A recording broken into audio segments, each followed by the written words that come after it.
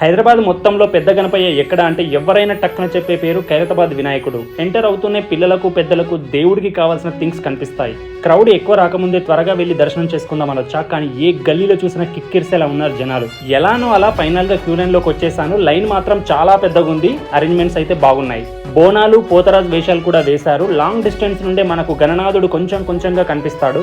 ఈసారి స్వామివారు సప్తముఖ మహాశక్తి గణపతిగా మనకు దర్శనమిస్తున్నాడు. ఈ సంవత్సరంతో ఖైరతాబాద్ వినాయక ప్రతిష్ఠ ప్రారంభించి 70 సంవత్సరాలు కావున వివిధ రాష్ట్రాలకు చెందిన 150 మంది కళాకారులతో 70 అడుగుల ఈ సప్తముఖ మహాశక్తి గణపతిని అద్భుతంగా రూపొందించారు. స్వామివారికి ఒక పక్కన విష్ణుమూర్తి, లక్ష్మీదేవి, మరో పక్కన శివుడు, పార్వతి, అలాగే అయోధ్య బాలరాముడి విగ్రహాలు ఆకర్షణీయంగా ఉన్నాయి. మొత్తం మీడియా అంతా కవరేజ్ ఇక్కడే ఉన్నట్టుంది. నా వెనక ఉన్న ఫారెన్ అమ్మాయి విక్టరీ చూపిస్తే మనం కూడా చూపించాం.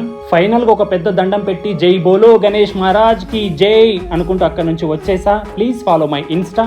Thank you.